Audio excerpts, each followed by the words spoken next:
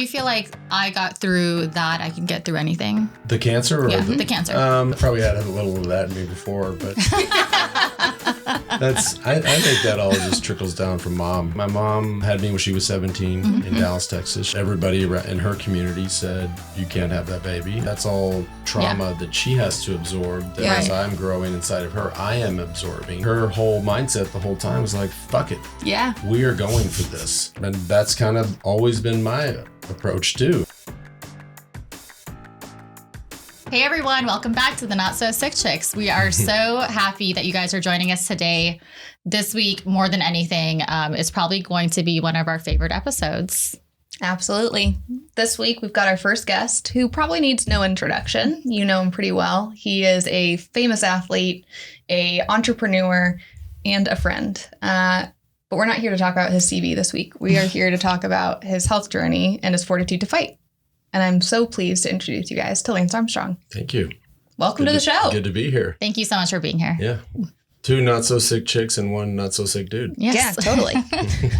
We'll take it.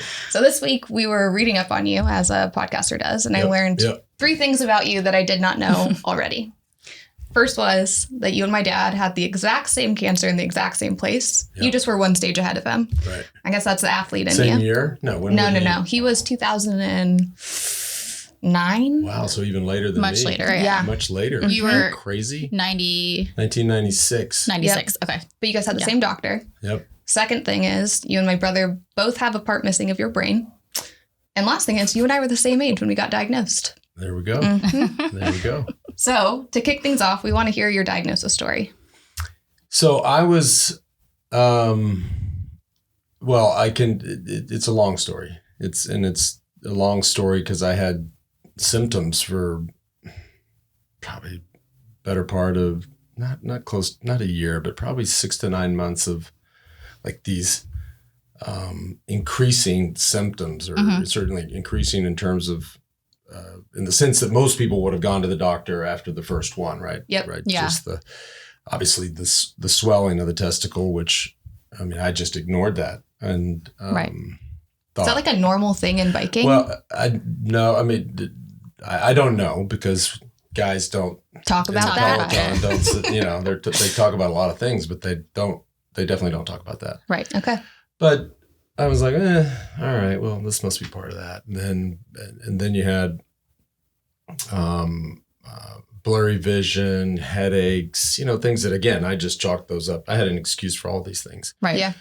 And then finally had the episode with the where I started to cough, like just like a violent cough, and then started coughing up blood, and even then I almost got out of that, in a sense, right? I called my neighbor, who's a very good friend of mine, Dr. Rick Parker, had him come down, and I had washed the blood out of the sink. I think had he seen how much blood was in the sink, he would have.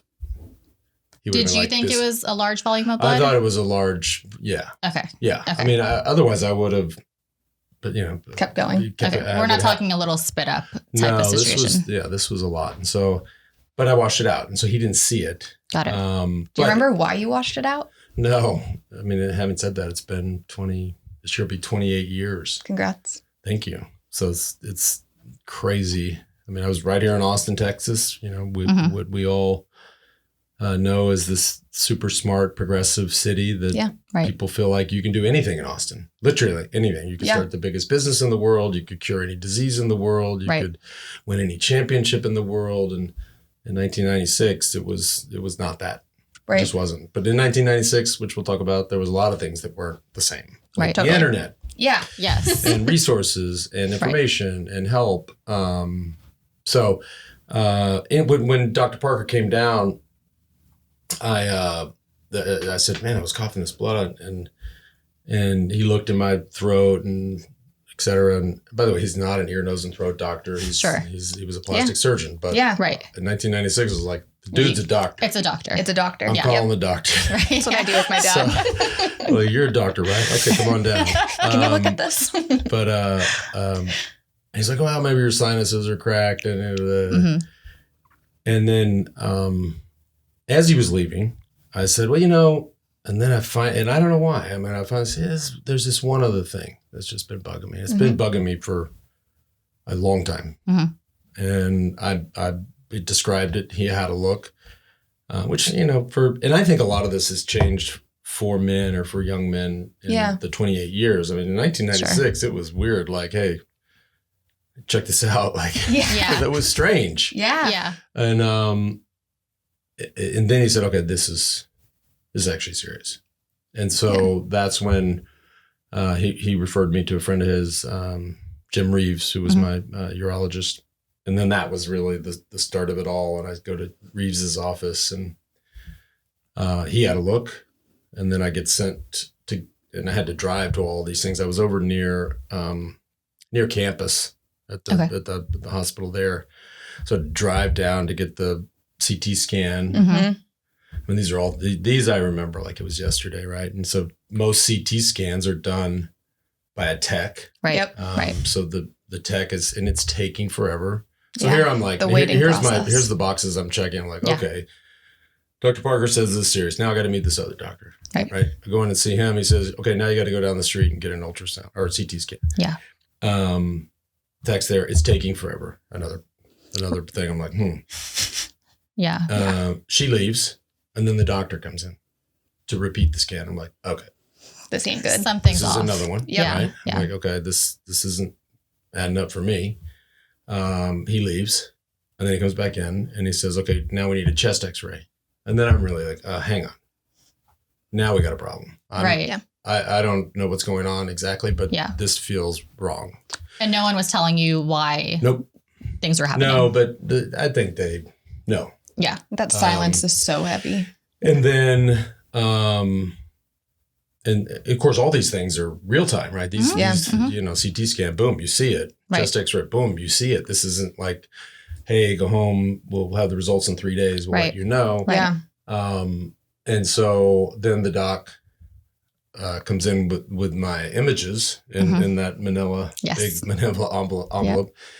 And he says, take these back to Dr. Reeves' office. He's waiting for you. And at this point, it's like 6-ish, 7 in the evening. I'm like, all right, now we officially have a real problem. Yeah. Did you take them out of the envelope? Okay. No. So I drove back, and then Reeves straight away just put them on the light, the board, the light. and then he said, we got bad news. And that was, and then it kept going, and then I said, well, the domino. Yeah. And I said, well, of course, like most people probably say, like, well, are you sure? Should I get a second opinion? Yeah. Regardless of the 10 golf ball sized tumors in the lungs. Yeah. And he said, I'm so sure that you have surgery at 7 a.m. tomorrow morning.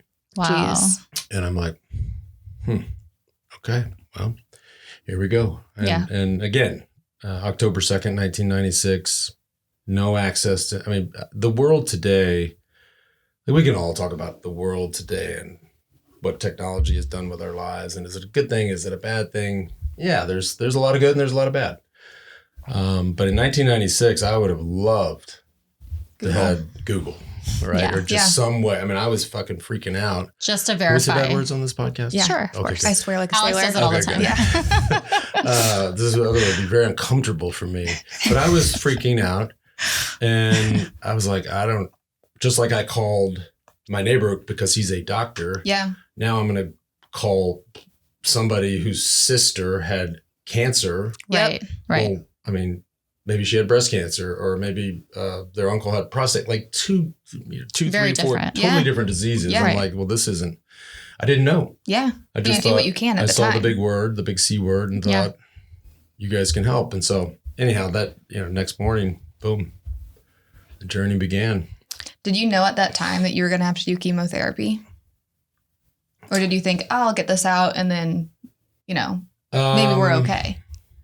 Or were you immediately like, shit, this is going to be a journey? Well, I that's a great question. I think I probably knew that just because of the severity of the chest X-ray. Yeah. Yeah. Okay. Yeah. that makes sense. I'm sitting here trying to remember just the lab work. I was very fortunate because my, as we're talking about different types of cancer, right? Mm-hmm. Brain cancer, lung cancer, breast cancer, testicular cancer, prostate cancer. Right. in and amongst all of those subtypes, right? Cancer is the big word, all these different types of the subtypes. And then under the subtypes, you have sort of subtypes, right? So it's even under testicular cancer, you have 4 or 5 different types of testicular cancer. So I had choriocarcinoma, which was, is the worst kind you can get, unfortunately for me, but very trackable and traceable through blood work, which is essentially a pregnancy test, my beta HCG. Right. So we didn't have those numbers back, but you could see it in the chest X-ray. Right, and that's kind of enough. You had to imagine that you had to imagine, and we did not also have the pathology, right? So once they take out the bad testicle, then they slice and dice and figure out what it is. Yeah. From a cell type perspective that you have. What's driving it. But they can imagine looking at that chest X-ray that they know how choriocarcinoma spreads. Right. They see that this is clearly a spread. This is probably 4 or 5 weeks before the brain lesions came into the picture. And then we got the blood work back, and the HCG was, whatever, 100,000. I mean, it was a ridiculous number. Right. And so I sort of, I think we assumed that would be part of it. Do you remember like how you felt in that moment? Like, do you recall being like, oh shit? Or were you like, this will be fine? Do you have any recollection? I definitely wasn't, this is going to be fine. Okay. I was freaking out. Yeah. I was, I just built this house. My first house I ever built in Austin, on Lake Austin, which of course now is like, that's a pretty good piece of property. Yeah. Like, I mean, it was like, and we can talk about the economics because it's just so fun. It's so fun to talk about. Like I was the world champion in 1993. I mean, I was making 7 figures. So for a young kid, I was like, shit, I thought I was the richest guy in the world. Yeah. And you could get, there were deals on the lake at the time. I mean, I bought that lot for $200,000. Are you kidding me? Yep. So if you're on top of Mount Bunnell and you look straight down, all those homes. Yeah. So I bought the lot for $200,000. We'll get back to cancer in a second. And then I had a great builder, old guy named Don Reynolds, who was actually my neighbor. He built the house. My construction contracts was $600,000. Wow. So now I'm in at $800,000. Okay. Yeah. And which back then was a lot. Was a lot, but now we're sitting here in 2024. And, but I was all in for less than $1 million on Lake Austin, which you could, You cling onto that piece of property, you better. So then, I've been unlucky when it comes to clinging onto property, but we go on the lake all the time as a family, and just for evenings and stuff. So my kids get a kick out of, it's still right there, and so I go back to this house. Yes. Here. I guess that's sort of a lead up to what I thought life was like. Like, fuck, I got this, man. Feeling invincible. And I lived alone, and I called my mom, who was living in Plano, and I said, hey, told her exactly what happened. She got in her car and drove down, and that was it. Like, we didn't have, access to any support or information. It was just what was in front of you. Literally grabbing flyers in the doctor's office, which is awful. Yeah. So what was it like calling your mom? I remember calling my parents and just being like, they're going to have a heart attack from hearing this. It wasn't as hard or emotional as I would have imagined. Like, my mom's, she's overcome seems stuff. Pretty tough. Yeah. She's overcome stuff her whole life. She never showed any emotion. I mean, in terms of, or she never showed weakness. Yeah. She's very, she's a very tough lady. She puts on a brave face. Obviously she is very emotional and very passionate. But she was like, all right, well, let's go. Put on the cowboy boots. Let's do this thing. This is, and she was great. I mean, she was the rock sort of the whole time. Was she the person that you turned to when you would have like emotional heaviness, or who did you do that with? So we were, first, and I sort of alluded to this earlier. I mean, we were in Austin, and it would be different if that happened today in 2024. Totally. You would stay in Austin, and you would have access to great care. Right. we didn't have it. I mean, we had, I did do one cycle of chemotherapy here. I actually got a letter in the mail I got a lot of letters. My agent. Did you like that? I did. And I read a lot of them. From doctors or from everybody, people? just well wishes. And so, and I read all of them, as many as I could. There started to be so many of them, but and I got a letter from a doctor in Nashville named Stephen Wolf, and again, doctor. Right. Yep. And this We listened to those this guys. one wasn't just a doctor, but he was an oncologist. Oh, Yeah. perfect. So I'm like, shit, this is my guy. That's my second opinion This right there. This is my North Star. And I called the guy. I called Stephen Wolf. He's since passed, but big cyclist. A lot of the letters came from people that followed cycling because in 1996, if you didn't follow cycling, you didn't follow me. Right. So I called this guy and I'm like, hey, and I told him everything. At that point, I knew everything, right? And I'd seen the chest x-rays. We had the blood work. And he said, you got to get a second opinion. And so Dr. Wolf really guided my mom and I out of Boston. Right. In a way. Like we left here. And in that day and time, if anybody in a similar situation, you just went to Houston. You just went to MD Anderson. MD Anderson, yep. And, but all the while, which we did do, but Dr. Wolf kept saying, if you can, you should go see Larry Einhorn in Indiana. Right. He's a great guy. He's a wonderful guy. Yeah. I mean, he's yeah. I mean, he looks like Einstein. Like you know he's going to be smart when you meet him. Yeah. He's and Woody Allen. Yeah. He really does. He's so sweet. But and so we drove to Houston and met with the team there, and it just wasn't a fit. And we literally drove to the airport. Yeah. And bought tickets to Indianapolis.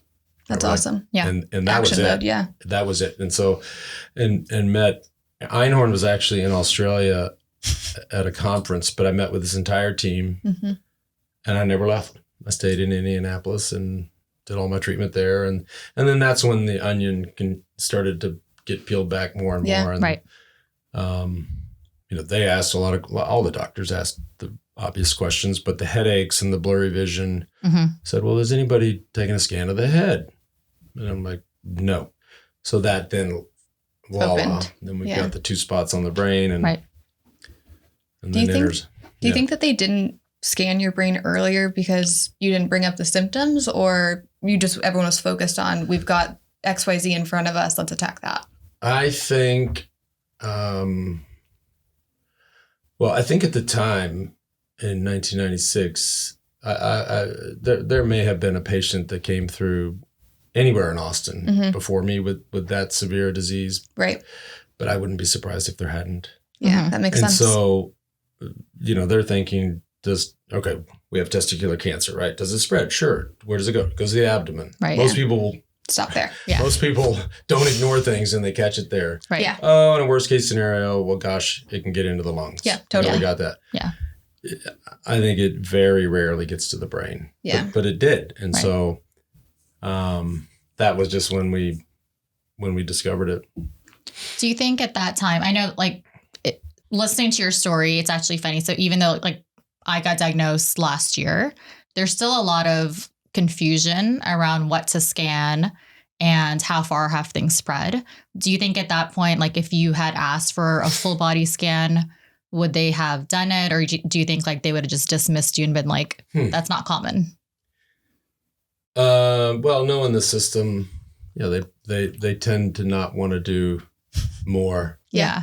And I think imaging is probably a lot different now than it was then. I mean, I've done full body MRIs. I think so. In the last 2 years, just for no reason. I feel perfectly fine, but just to know, I'm one of these guys that I'd just rather know. Right. If you know, you can do something. I don't need. I mean, some people are fine to just look at a little, some sort of blood work, but I'd rather look. Me and too. See. Yeah. Is that because of what you've gone through already, or is that just Both. Who you are? It's because of what I went through, but it's also just makes sense. Yeah. And if you have the means or if you have access to it, then just go do it. Why ask yourself? I also don't like to ask myself. I'd rather just ask an expert. Yeah, and know. And completely. And I'm also one of these people that would rather know everything. I mean, there are certain people. I just did last week a a super in-depth DNA test that's cost prohibitive to most people. Mm-hmm. And they asked me, they said, do you want to know everything? And I said, I want to know everything. Yeah. Like most people say, well, I want to know if, I might get Achilles tendonitis, but I don't want to know that I'm going to get Alzheimer's. Right. Yeah. Right. That's the most common hurdle that people have to get over. Yeah. Totally. I said, I want to know everything. So maybe I'm weird. Maybe I'm the same way. I'm hopeful that I don't get that call. Right. Yeah. But if I do, then I want to, I've got 5 kids and I've got a lot to live great for. friends. And if I can, I'd just rather know. And is your mindset, it would suck, but I want to know. Is your mindset like, if you know, then you can do something about it? Then you would start to, then you start, changing lifestyle, all the choices that you make. I mean, I don't know anything yet, but let's say, for example, they said, look, you've got all of these genes add up to, Alzheimer's. And by the way, I have a weird family. Like, I don't know all the family history. I don't know half of my family. Yeah. Okay. Like, people ask me, like, well, did your dad have Alzheimer's? I'm like, I don't know. Maybe. And they're like, well, yeah, maybe. Yeah. Did your biological grandfather on his side have Alzheimer's? I don't know. So I just don't know. You just don't know. Yeah. Which maybe makes me unique. But yeah, I would make, wholesale changes and adjustments for sure. Completely. I also think that's kind of like when you've been sick once mentality, you want to know everything. I remember when I got diagnosed with PAN, it was just a biopsy, and that was going to be enough to make the decisions on my diagnostics and whatnot. And I was like, hell no, scan everything. I want to know if this is in my organs. I need to know every detail about this. Yeah. Let's see what we're dealing with. Yeah. Completely. But I think you kind of have to be an advocate these days because there is kind of a pressure to not do the extra investigative work. Yeah. Right. Okay, so take us back. You're in Indiana now. Are you you start treatments? Are you in a shared room with people? Is there like a sense of community? Yeah, no, they had me, I was alone. You asked me actually if I relied, I meant to add this. So if my mom and I are just sort of, and we're just fighters, right? We block and tackle and figure shit out. You guys seem like it. And so there was never, there's not a lot of woo-woo hand-holding with my mom and I. Yeah. It just isn't. And I wasn't into that at the time. And I'm more into that now, but I'm probably less than most people. But I had an amazing nurse. I had a nurse named Latrice Haney who I wrote about in the book. And she was just... we didn't have these heart-to-hearts, but boy, I've always had this ability to just recognize when somebody walks in the room, you're like, I can count on you for that. Okay. Mm-hmm. The energy is different. Yeah. This is, yes. You're on this team. You didn't even say anything. I can tell you're on this team. Yes. Right. And Latrice walked in and she was on my team. And she was sweet and she's a beautiful African-American lady. And I just loved her. But I was in that room all alone. And so Latrice was my nurse and she was always there.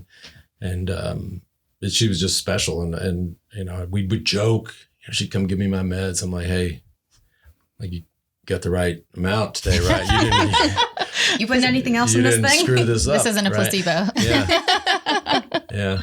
But I did that with all the whole care team. I mean, before Shapiro went into the brain surgery, I was quizzing him like, hey, how'd you sleep last night? Yeah. Yes. Did you feel good? How do you feel? Like it's a big day. You're cutting me open. It's a big day. Yeah. Yeah. And so I tried to have such, you try to make some connection with those special people. And I mean, your life is in their hands. Yeah, you kind of have to. Yeah.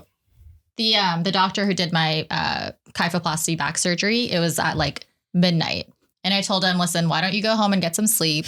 We'll do it in the morning. And he was like, I'm fine. I got this. But yeah, same experience. You just want to make sure that they're rested and they're ready to go. And when it's your life and your body, it's, This is probably why I've had issues with surgeries because I did not ask any of my surgeons that. That has served me poorly. Yeah. They got a big job. Yeah, they do. So when did you have your brain surgery? That was probably... It's in the first third.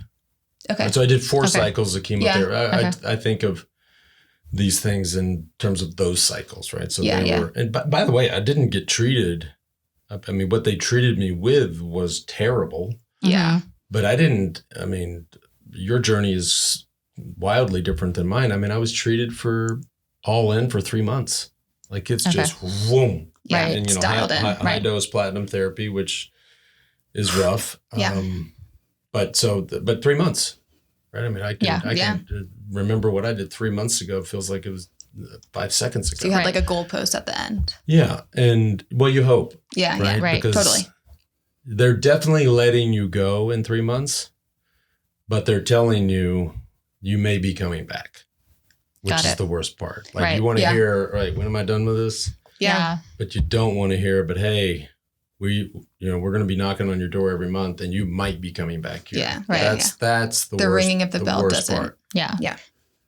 So at the end of 3 months, did you know that you were done? No. Okay. No. Well, I knew I was going home. I flew back. You were going home. Okay. Yeah. Okay. They did the Einhorn and his team switched that first cycle of chemotherapy I did here in Austin. Mm-hmm. Was that platinum too? That was platinum is all in all of the protocols. Got it. Okay. That's what Einhorn perfected. Figured out. Right? Yeah. And I won't get into how he perfected platinum-based therapy for testicular, because I'm not a scientist, nor am I an oncologist. But I know that Einhorn was the one who started playing with platinum, right? Researching platinum. And before he started using it, 90+% of these young men died. And after he started using it, 90+% of them started living. Right. So that says it all. Yeah. Game changer. But so platinum's in all of the protocols. The one that is not in all the protocols is bleomycin. Yep. Okay. And so I did one cycle of bleomycin here in Austin. It was one of the first questions actually that Einhorn's team asked me. They said, hey, we see here, they didn't know anything about cycling. They're like, well, we'll see your professional bike racer. Nobody asked that question. They're like, what is that? Is that like... That's Indiana too. But they figured out that was an endurance thing, that you needed your lungs. And they said, do you ever want to go back and do that again? And I was like, I mean, yeah, ideally. Yeah. I'd like to be able to. Right. Mid-20s. And they said, well, then we have to take you off bleomycin because it does such damage to the lungs that is forever. Right. And I said, okay, no problem. They said, but you have to, you'll have to be an inpatient because whatever and I forget now what they switched, they subbed out bleo for something else. Mm-hmm. Okay. But it was even more toxic. So I was on an IV drip 24 hours a day. Right. And so, and I would do 5 days of treatment, 16 days of rest. And I would come home to Austin during that time, those. Wow. They'd watch me for a day or two. So say after a week, I could come home, then I had to go back up there. I'm surprised they let you travel, honestly. Yeah. At first it wasn't, I was pretty healthy. And they're checking white cell counts. And it's like cycle 2 is when things.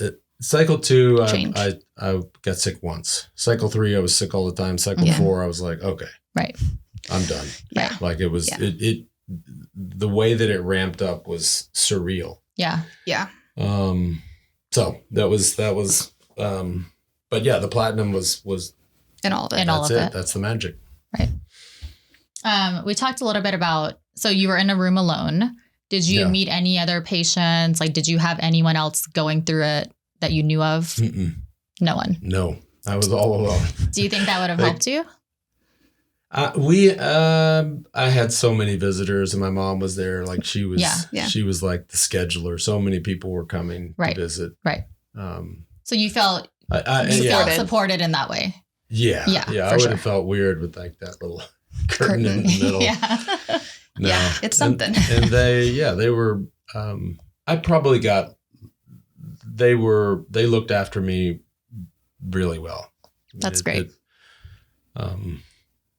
And maybe there's not that many of us, right? It's a very rare type of cancer, but they were in Latrice running point. Like, man, we were thick as thieves. That's great. I love that. Yeah. Did your friend group change at all at diagnosis? Because at like 25, I remember half my friends when I told them, hey, I have PAN, they were like, what the hell is that? And then I couldn't go out or do things with them anymore. And there was a big change in my friend circle. Did you have that? Mine didn't. No, I had a girlfriend at the time named Lisa. And and she was graduating from University of Texas, and that's an interesting time to be in a relationship. I live basically in Europe, sometimes in Austin. Right. She's entering the professional world, and then you throw this on top of it. It's a lot. That's a lot. Yeah. So she was great, though. She was, but what a terrible thing to thrust onto somebody. Yeah, absolutely. Jesus Christ. Right. Yeah. I mean, you just can't. There's a lot of guilt with that. Yeah, there's no guidebook for that and how best to handle it. Yeah, no, not at all. I don't think I handled it very well. I basically called Cooper, and he's in Dallas. I'm like, you're going to need to drive to Austin right now. We got some shit to deal with. Yeah. Oh, okay. So one of the things that stood out to Biz and I the most was just like your willingness to fight. Mm-hmm. And I'm sure there were days that were, shitty and tough and whatnot. So what got you through those? Well, I'm not, I'd love to give you a great answer. I don't, I'd love to, well, I don't know if I would love, but I think it might be neat to tell you that, I wasn't a spiritual person before and I became a very spiritual person after. That is not true. That would be untrue. I was not spiritual before, and I wasn't spiritual after. I'm probably more spiritual now, but I was a big, when I looked around and was searching for God, I looked to my left and I saw Larry Einhorn. Yep, I looked to my right and I saw Latrice Haney. Yeah. And everywhere else that I looked, I saw medicine. Yeah. And I said, well, those are my three gods right now. Yeah, absolutely. And also it was important for me to, it was important to go from Austin to Houston to Indianapolis because, and it wasn't because of, obviously it was weird because you're interviewing teams of people to try to treat you. But at the end of the day, you're interviewing them to save your life. Yeah.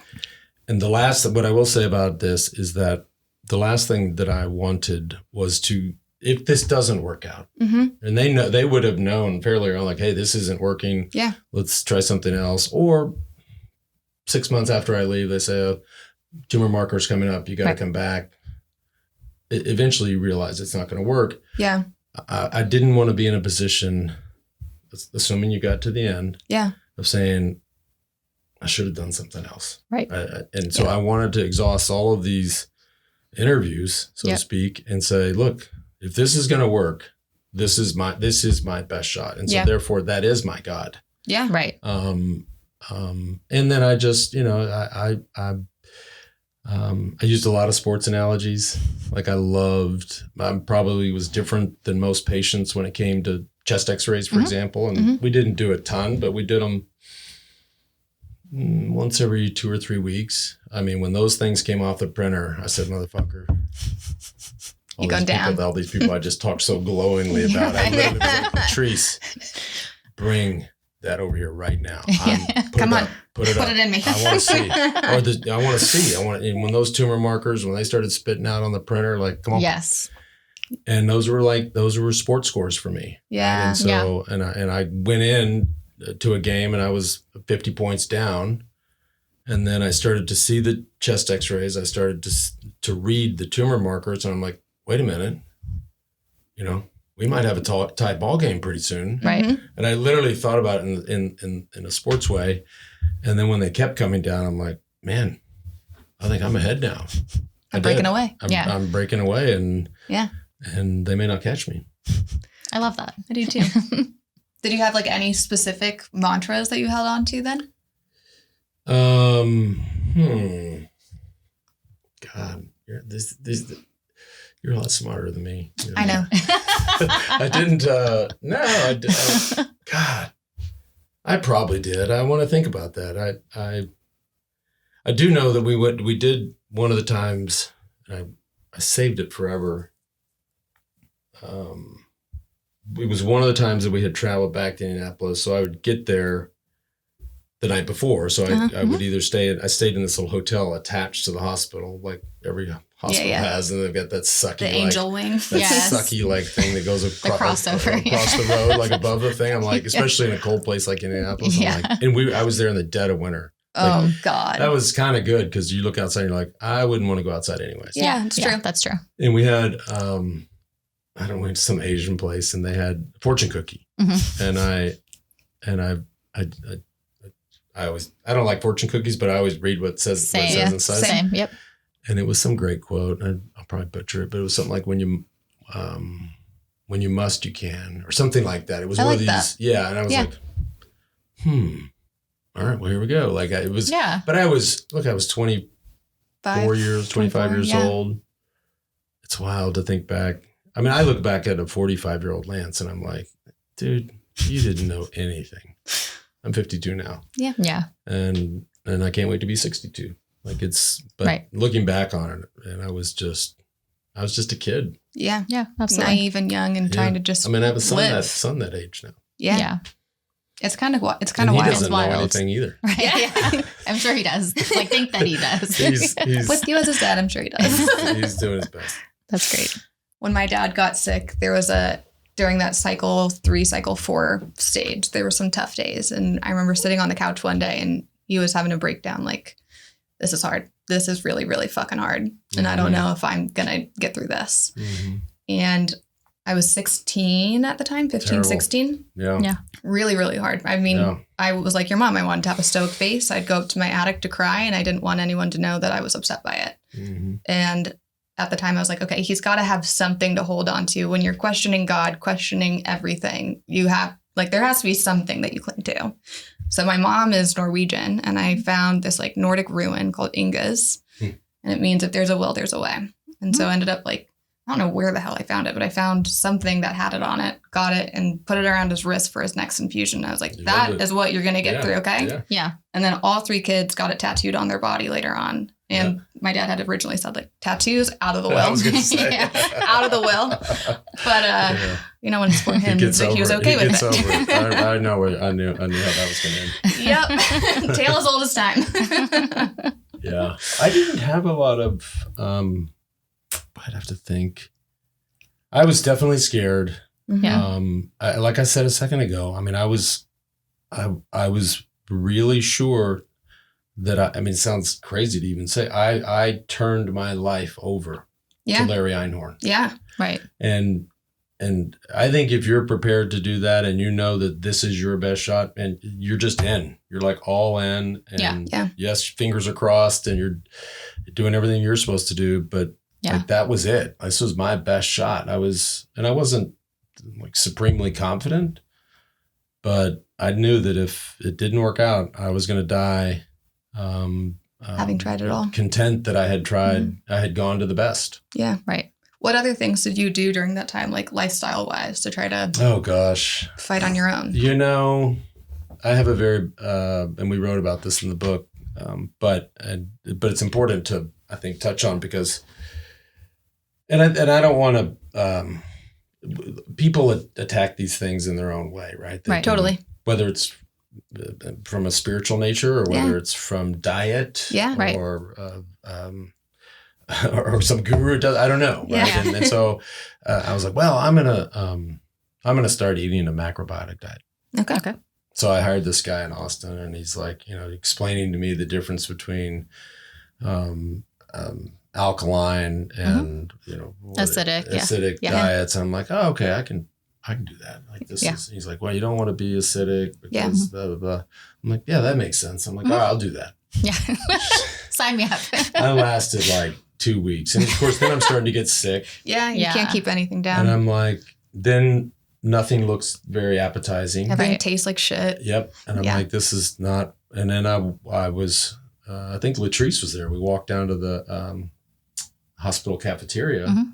I mean, I had all my meals. They would either bring me the meal or I would go down there and I'm trying to do this fancy diet.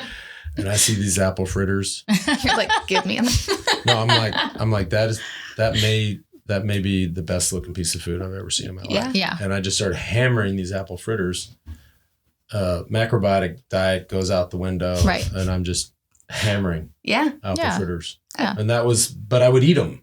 I mean, you got to eat something. You have to consume something. Yeah. And so yeah, that was, it's not all the fancy diet people out there are not loving that, but I just, I couldn't keep anything else down. Yeah. Did you get a lot of advice on like, eat this, don't eat this, try that? Well, yes, because we got all these letters. I mean, there were people, I mean, we had everything from, don't do chemotherapy to drink your own urine to everything. Everything. Yep. Everything. Which, by the way, I wasn't going to do that, but that last fire. But I've seen, my friend Morgan Hoffman, the PGA player, who would be fantastic actually on this show. He's one of the most wonderful people ever. Was told that he's a professional golfer and says to the doc, like, hey, when can I get back on tour? The doc says, you're going to be in a wheelchair in 6 months and you're never going to play golf again. Right. And he said no and moved to Costa Rica and tried a lot of alternative things, including the urine piece. And got to pick his brain on that. He is still playing. That's awesome. Wow. So, I mean, that's truly against all odds. Part of that, though, I think it's the mental part. No, I'm not accepting that. Right. All three of us at this table have had that exact moment of that conversation with yourself where you're like, no, like that's not going to be me. Yeah. I was told I was going to have 4 months to live, and I was like, I don't think so. No. Yeah. No. And there's days where that does feel real. Yeah. And you're like, well, shit, I think I actually might kick it on this one. But you just gotta, I think some people just figure out ways to navigate a longer life. And that's the only time in my life I've had to face that. Right. Yeah. I've had bike crashes and I've obviously had a lot of other crazy things. And I mean, actually not, I mean, let's be candid. I mean, everything I went through 10, 12 years ago was horrible. I managed that crisis way better because of my previous crisis. Yeah, right. My illness and everything that associated with that equipped me to deal with a fall from grace. Right. Absolutely. Yeah. And I figured that out. Right. Yeah, so you sit there and you just figure out ways to get around it, hacks. Yeah. Whatever you want to call it. Did you feel like I got through that? I can get through anything? The cancer? Or the cancer. I probably had a little of that in me before, but I think that all just trickles down from mom. I mean, I think, I'm not a researcher or smart enough to know, but I think that whatever went through, you have to think about it, right? My mom had me when she was 17 in Dallas, Texas. She was, so that means she was 16. Badass I was woman, born in September, so she was, probably 16 when she got told that she was pregnant in Dallas. Right. Everybody in her community said, you can't have that baby. And but that's all she's absorbing, all right. That's all trauma that she has to absorb that as I'm growing inside of her, I am absorbing. Totally. Completely. And her whole mindset the whole time was like, fuck it. Yeah. We are going for this. Yeah. I love that. And that's kind of always been my approach too. And it's not like, I mean, we grew up together. She was 34 years old when I graduated high school. She was not holding these sermons at the dinner table telling me how to. You guys are figuring it out together. And we were just like, all right, well, who are we going to run over today? Like, like it was just part of Two Bandits. Yeah. That's awesome. That's really, really cool. Yeah. 34 at high school graduate. Can you imagine that? No, it's crazy. Not at all. I know. So you said something kind of interesting there, that you absorbed the trauma. And I think trauma lives in our bodies, and we know that. For sure. Yep. It sounds like you solved that with competition from a really early age. So when you were going through chemotherapy and you couldn't put that trauma or stress into a workout, what the hell did you do? Like, what was your escape? Well, I still trained a little, but it was. Oh my God! How did you? I still pedaled a little. Okay. Like physical therapy-esque? No, I would just go out. Even if I would just go ride around, just the motions. But that wasn't training, right? Yeah. I'm just curious what a light ride looks like for you. No, like, how many miles are we talking? No, we would just go for time. I mean, if I could get out for an hour, it would be just noodle around.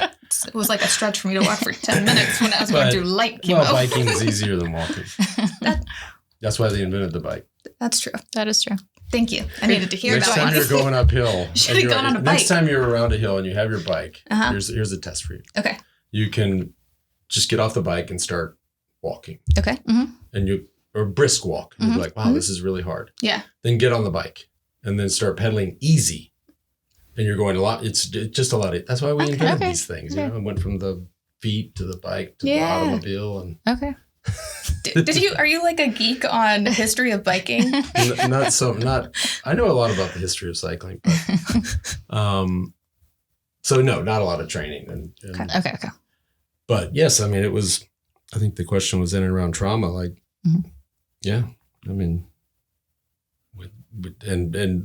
we all deal with trauma, right? Totally. And our loved ones deal with trauma. My mom dealt with trauma with my diagnosis, and I've dealt with that the last decade plus, right? It's normal and natural, and I kind of lean into it, actually. Yeah.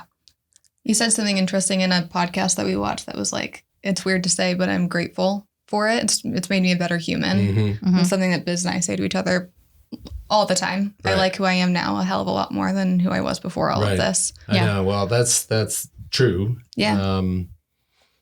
And you get asked, I get asked the question a lot, like, well, because everybody's, there's a lot of people that are just perfect. Yeah, it's They're true. just perfect. And so they love to, and I've plenty of settings, and not so much anymore. I don't do a lot of interviews with like classic journalists. But, Right.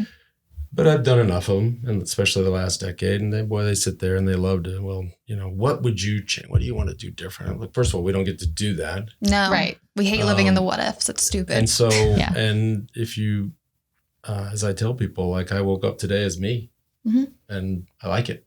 And so is it perfect? No. Like, am I going to sit here and tell you, these three things come on. Right. Like this is kind of a waste of time. This is a canvas. And I was giving a talk. It's been a couple of weeks, but this thing came up and somebody mentioned this whole notion around just under construction, right? Yeah. Like a road is under construction or a house is under construction, right? We're all under construction. Yeah. I like that. Work in progress. Yeah. Yep. Lets you go to sleep every night feeling a little bit better no matter what. Yeah. We're That all was just the other moving thing and working. I was just a beast on, still am today, is sleep. I mean, sleep is a weird thing for, I don't know. I mean, we're sort of in the business of sleep, right? Yeah. But half of Americans don't sleep. Yeah. Yeah.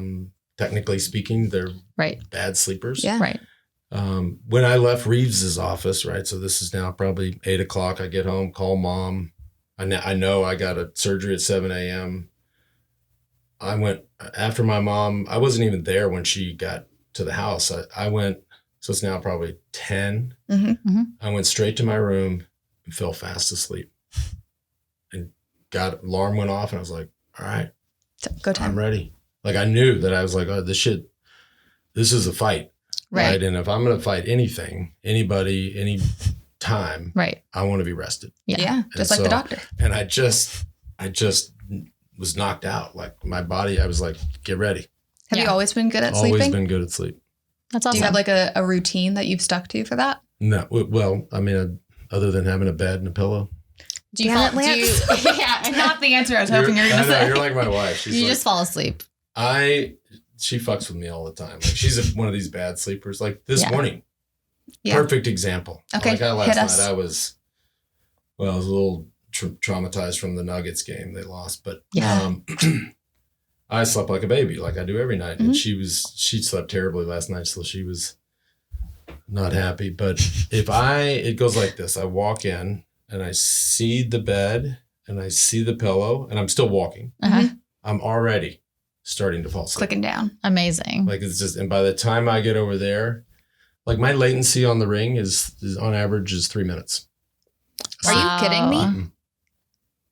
No breath work. No. No, come on. God damn it, Lance. no melatonin, no nothing. No, like Wow. nighttime tea. Nope. All And right. I had two Diet Cokes for dinner, then went straight to sleep. That's awesome. It's weird. I'm not bragging. That's a God-given talent right there. I think it's really weird. It's It great. is really weird. It's Have you super been like weird. that as a child too? Like you just Yeah. always, okay. Yeah. Okay. So that's good. That's That nice. is good. Yeah. I wish I had But that you talent. think about it more when you get older. Right. Oh my God, yeah. Like I'm like my kids, the ones at home are 13 and 14. Like they're not talking about their quality of sleep like No. adults do. Yeah, Right. yeah. Adults talk about it a lot. Yeah, we do. I agree. It's super Yeah, important. I think think if so you're, too. especially when you're going through chemo Yes. or anything of that sort, like you have to sleep. Yeah. It's a fight. Yeah. Mhm. I don't know. I wouldn't want to fight anybody Yeah. if I wasn't rested and ready. Yeah. And if you're a Straight bad up. sleeper, I think sleep extra because you're not getting that good sleep in. Yeah. Yeah. Investment banking really fucked up my sleep. I used Yeah. to be a good Yeah. sleeper Yeah, Yeah. sure. because autoimmune as a kid, I'd like literally fall asleep standing up. Yeah. Nope, not anymore. Yeah. I feel like I'm Struggle always bus for like me. kind of awake. Yeah, same. Yeah. Like I'm ready to go. We had a Yes, a it is. truck pull up to our house at like 3 a.m. to do a grocery delivery. Woke up to the screech of the tires. And I was like, "Cooper, there's a van outside of our house." Yeah. Well, I sleep with earplugs. So that's the only thing Okay. I'll say. Oh, I have- okay. Always? So you should try it because Okay. if a truck in front of the house, you're going to hear. Yeah, and yeah. That's Yeah. going to wake you up. Yeah. So I've always, probably since my early 20s, I've slept with earplugs. I've slept with earplugs every night. Wow.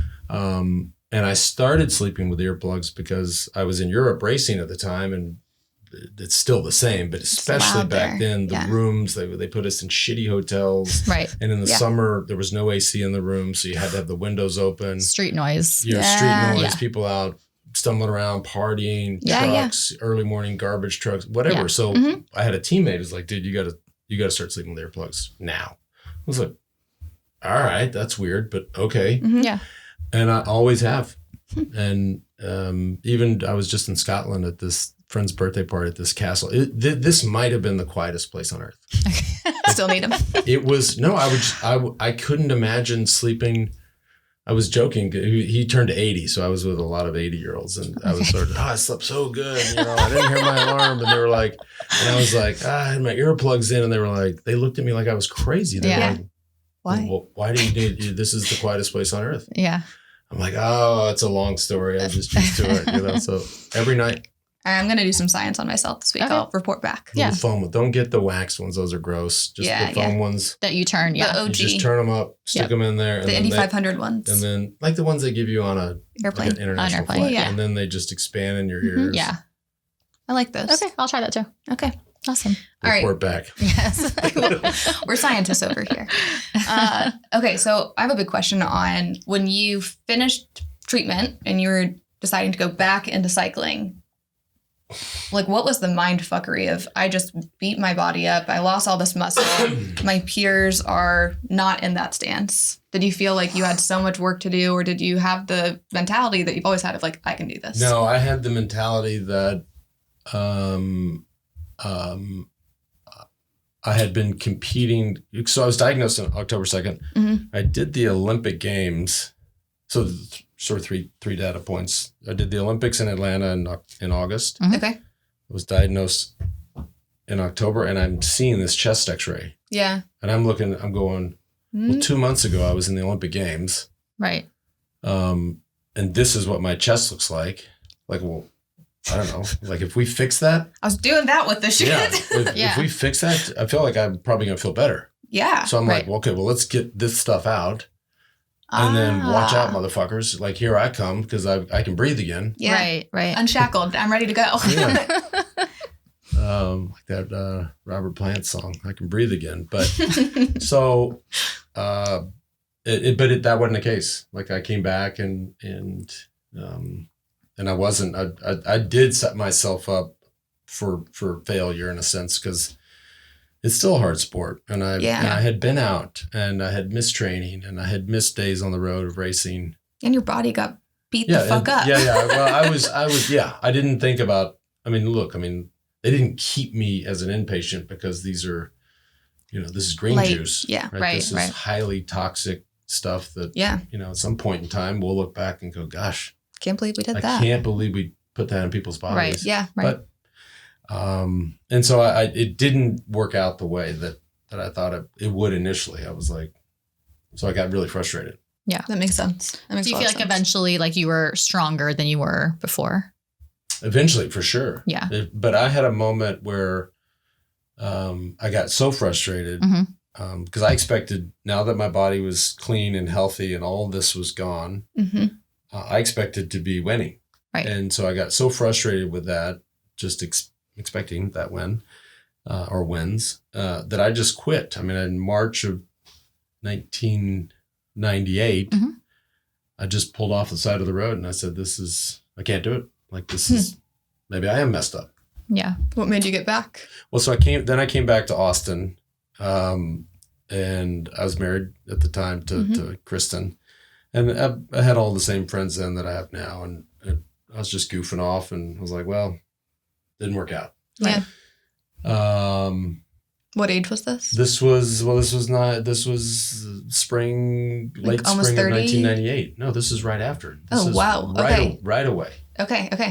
And they finally sat me down and they're like, dude, you can't, like, and I had this, which probably hasn't been talked about that much. I had this big disability policy that I could take. Yeah. Got it. Yep. And I'm like, I'm looking at my hand, right? I'm like, okay, easy. This is super easy. Yeah. Yeah. This wasn't as easy as I thought it was going to be. I wasn't. Yeah. And if I go try this is gone. Right. And it was well into seven figures. So I'm going to 1998. I'm like, And then they sat me down and they were like, dude, you can't go out like this. Like, I had been the world champion in 1993 in one stage in the tour. Like, you just got to go back. And if are these like your coaches, my your mentors, my agent, okay. Kristen, like, they said, just go finish the perimeter. Or the idea was just go finish the season. Yeah. I'm like, okay. So then I start training again. And the most incredible thing happened. I said, all right, I agreed to do it. I start training and I say to myself, I said, okay, Lance, we're going to go back and you have one goal, right? Your goal when you came back at the start of the season was to start winning. Right. Yes. These people, your friends and your loved ones, say, just go finish it out with your head held high and then you can retire. Okay. And I said, my only goal, and I'm talking to myself, is finish every race. Don't quit a race. Yeah. Well, man, sure enough, first race, I win. That's and awesome. I start winning. Then I went Tour of Luxembourg. I won a big race in Germany. I get fourth in the Tour of Spain, which is like winning. I mean, for me, I get fourth in the World Championships. Yeah. Road race, fourth in the World Championships time trial. And my only goals were like, hey, just show up and finish the race. Right. Like, don't just pull over. Yeah. Yeah. And the wins started coming.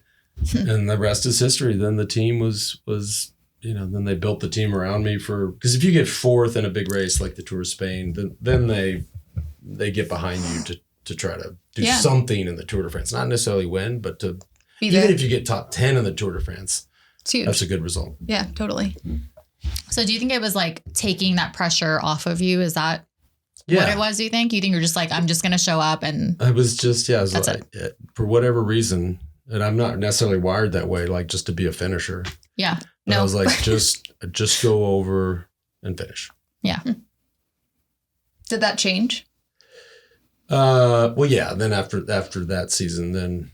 You're like, I'm going to do once you start winning, you're probably I'm going to keep going. Yeah. Then in 99, I won the tour for the first time. And then it was all about, I never thought about finishing. I was just like, who's getting second? Yeah. Not the first year, not the second year. I didn't know that I would win. After that, I knew I was going to win every year. When you were starting to compete at this high level again, was it in the back of your head like, shit, this might come back? Or like, were there any physical leftover remnants of pain or treatment symptoms? I mean, you have to think about this. So I finished, say I finished right at the start of 97, 5 years, and be 2002. I would have won 3 tours already. So definitely the first year, I had, and you guys know this expression, this idea of phantom pains. Yes. Right? So anything, a headache, makes a you muscle so paranoid. cramp. I mean, anything. You're like, oh no, here we go. This is it. This is it. Yep. This is When's how it the comes shoe back. gonna drop? Yep. Oh, should I just go to the doctor now? Yeah. So that I had all of that stuff. And did you like go to the doctor every time? I would. I probably advanced some again, with choriocarcinoma, I didn't have to, all I had to do was go get blood work. Yeah, totally. Right. Which is amazing. Yeah, right? that is Didn't awesome. have to do Scans. And I mean, a simple blood test, beta HCG less than 2, Lance, you're healthy. Okay, cool. Yeah. The anxiety gets off. Yeah, that's it. That's awesome. I probably did a little more blood work than the normal patient. That makes sense. But it was easy. Yeah. And that didn't have a whole lot of, I suppose I had my hands and feet aren't great just because of the high dose chemotherapy. Neuropathy. Right. Yeah. And just. Do you still have it? Sensitivity to cold. Oh, yeah. Yeah. My hands. Yeah. I mean, if it's 50 degrees, I'm wearing gloves. Yeah. My hands are bad. Right. What about And your my feet feet? are bad. My feet are bad too. Feet are bad. Same with my dad. It's like pins and needles every day. Yeah. But do you forget about it? No, this is like nauseating. Yeah. I just try to avoid You that. normalize it. That's why I moved back home, back to Austin. Yeah. My friend was like, why don't you want to go skiing every day? I'm like, Fucking hurts. this Yeah. is killing me. Yeah. It's So crazy. that phantom pain, like, did that go away eventually? Yeah. Okay. Yeah. How So far? Do you remember like how far it's into such it? a subtle, like there isn't, and I regret this, or maybe I wish that there was like this day where it's like, okay, Lance, this is your last day of that phantom. It's just a subtle fade. Slow fade. Okay. And then, and then you think about something else. Like at some point, a regular headache that was a phantom pain for me that I thought I was getting sick at slowly just faded into a bad hangover. Yeah. Like, Yeah. Oh, I have a headache because I have a hangover. Yeah. Yeah. That makes sense. It That makes sense. it was like a pretty chill fade. Yeah. That's what I'm hoping happens with my back pain, that it just fades the Just fuck fades. away. Yeah, that's right. All right. So maybe we talk about reflection of your recovery. And I think a lot of people that are chronically ill, they think taking a pause or taking a minute is failing. What's your outlook on resting? Is it productive? Is it? Just resting. Yeah, like in the rest and midst- recovery. in the middle then of treatment, and or- now. Or I guess also a little bit of like, so you took a break from your career at that point. Like, did you feel like that was like you failing for a little bit, or No. were you No, were you kind to yourself and you were like, yeah, this is and okay? Einhorn wanted me to. He said, "Look, you should take a year off and let us monitor things." Okay. So you weren't that was their suggestion. okay. So Which you were I was fine with that. got it. That Yeah. makes sense. I mean, it wasn't the easiest in terms of employment and things like that, but Yeah. all that was pushed aside. Like whatever Larry Einhorn said, I did. Okay. That makes sense. Yeah. But no, I think rest is even now. I mean, I love Sleep. we can rest a lot of ways, right? We Yeah. can sleep, Yeah. Mm-hmm. we can meditate. Right. I also view alone time Yeah. as rest. I love Restorative. Yeah. alone time. Yeah. And I mean, energy's energy, right? And, Mhm. Yeah. and when there's others in the room, then It's shared. you're sharing that energy. Yeah. And so when you're alone, it's just you. Yeah. And I love it. And more than ever, at any point in my life. I love it. Super And- important. Are you a meditator? No. Do you wish you were? I kind of do. But I haven't tried. I mean, I shouldn't say that because I haven't like been sort of, Gone to intentional itch. about Yeah. it. Sure. I find other ways, I think at least to meditate. I mean, if I go ride my bike alone for 2 or 3 hours, boy, I get in such a headspace that's just amazing. Yeah. What's it like, that flow state? Like, are you having stuff that you're working out in your brain? You name it. Just tons of conversation. Sometimes I listen to music, but I in no other sport will do that. I do a lot of sports. Mm-hmm. Yeah. I mean, I told you all earlier, I ran this morning. I mean, when I run now, I'm like every painful. stride, I'm like, okay, this sucks. Yeah. This sucks. That's all I'm thinking about. Whereas if I ride, it's second nature, and I'm out there. You got to be a little mindful with cars, and I know I am. It freaks me out, but that's sort of my meditation. Yeah. Okay. I mean, I think meditation looks different for different people. I think a lot of people think it's like sitting in a room on the floor and With like your eyes closed. with your eyes closed. Yeah. And I think to what you said, like meditation could be cycling. It could be Just the mind body whatever connection it is for you. Yeah. Yeah. My favorite, two favorite days of the year. This is along the lines of different ways to meditate. You're going to think I'm really weird. I can't wait. So they're not my two favorite days of the year, but they're up there. They're on the podium. All right. I drive my car to Aspen and drive it back. So those are 2 days, and I do it all alone, and I do it in one shot.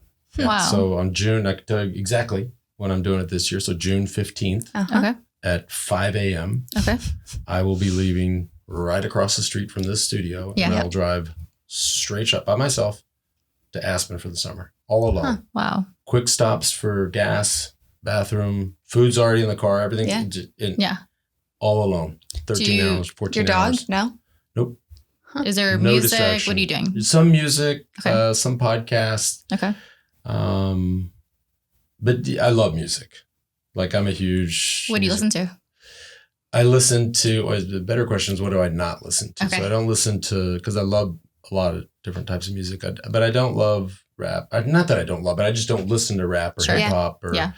I don't listen to a lot of classical, but I love country music. I love rock. I love folk music. Awesome. I have Sirius in the car. It's all bound. Yeah. My if you could see my presets for Sirius, this will sum it up for you. Yeah. My presets for Sirius, and they go, if you get in my car right now, or if I get a rental car in California this week when I get out there, I will preset this shit right away. Okay. Right? It goes like this. Number one, the Spectrum, Okay. which is just sort of, then it goes classic vinyl. Yep. Then it goes classic rewind. Okay. Then it goes alt nation. Okay. Then it goes the bridge. Okay. So you're gonna get Carly Simon and James Taylor and John Denver Awesome. Love and it. Hall and Oates and, Yeah. Okay. and America Right. and whatever. And then the final station, Ozzy's Boneyard. Nice. So you can't get it. That is a painting right there. Yeah. I grew up listening to metal, so I love metal. Love metal. That's awesome. But I can go between the bridge and Ozzy's Boneyard without even thinking about it. Very cool. That's hilarious. That's awesome. You might have James Taylor, boom, and you got James Hetfield from Metallica. That's awesome. And I'm just like, they were both amazing songs. Like, Yeah. I'm not changing the song. Yeah. That's awesome. One of my favorite things, the first time I met you, I think you had just driven back from Aspen. Yeah, To it was probably Austin. a great place. Yeah. You were stoked to have lunch with me. I love it. It was love awesome. driving. I love it.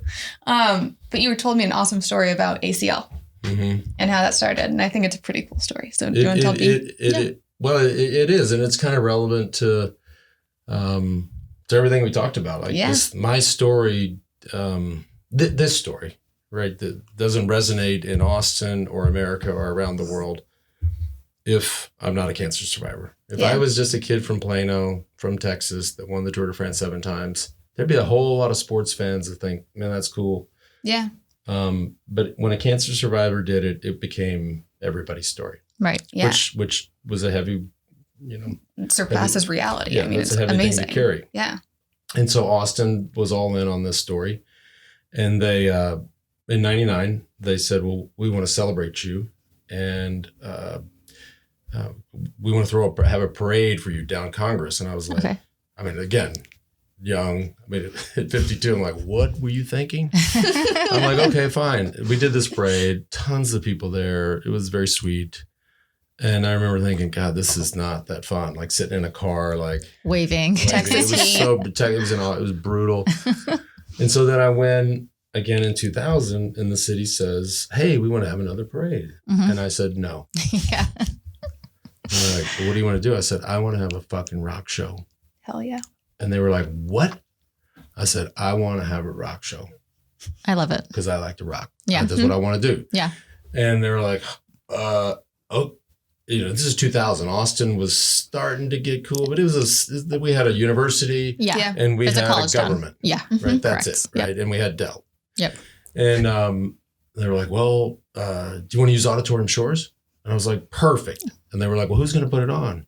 I said, I don't know, man. My buddy, he puts on club shows. This guy, Charlie Jones, like he'll do it. So I called Charlie, like, dude, you got to put this thing on. So we started getting banned. Anyways, went again in 2001. The city's like, let us guess. You want to have another rock show? I was like, you're right, I do. Damn And we straight. kept doing it. And then eventually in 2003, my agent at the time and my business manager and Charlie Jones had this idea that because there were festivals out there, Lollapalooza had been a thing. It had already gone under. Yeah. And so we had this idea that, well, shit, we're already putting on this big rock show for you, Lance. Like, why wouldn't we go to the city and see if they'll let us use Zilker Park? And then why wouldn't we go to KLRU, the local public TV station, and see if they'll license us the name Austin City Limits, and we'll put on our own festival. And we Amazing. did. Isn't And that so cool? I'm shocked. I had no idea. I've been to ACL like my entire life growing Well, up. it and- was very, yeah. it's very different now Yeah. than it was in whatever 2000, I think 2003 was the first one. That's such a cool origination story. Yeah. That's And awesome. then that whole, Charlie Jones, and we added, it's now called C3 because there were Yes. 3 Charlies, and Charles Attal, Charlie Walker, and Charlie Jones. And it's been good for the city. But that's awesome.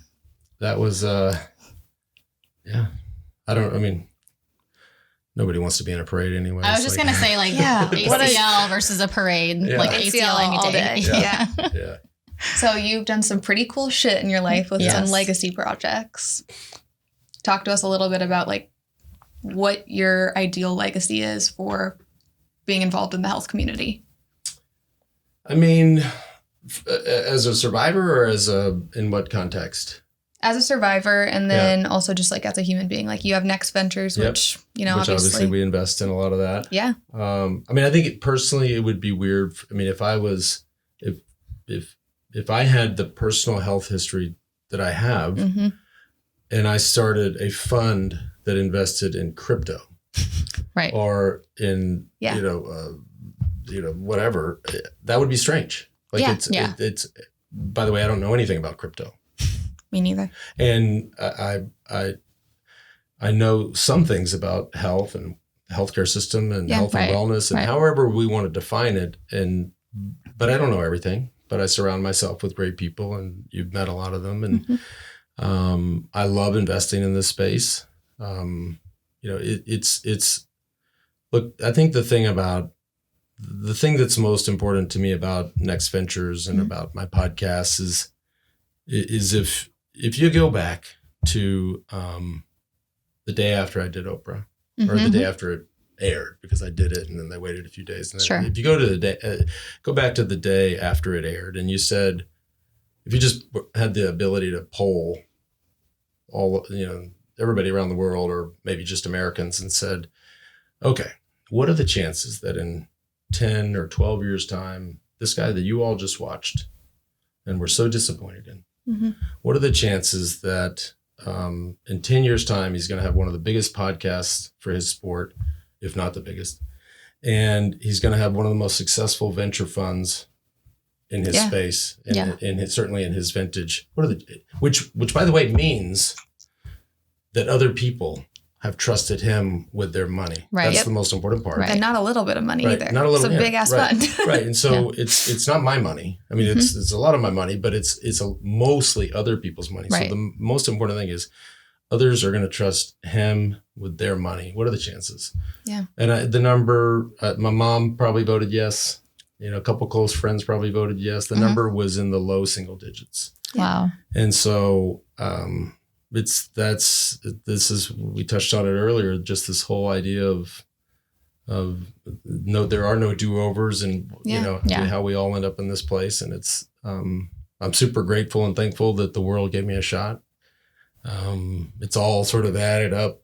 We think about these milestones that we just talked about in the last hour, right? Yeah. Me and my mother's womb. Yeah. Right?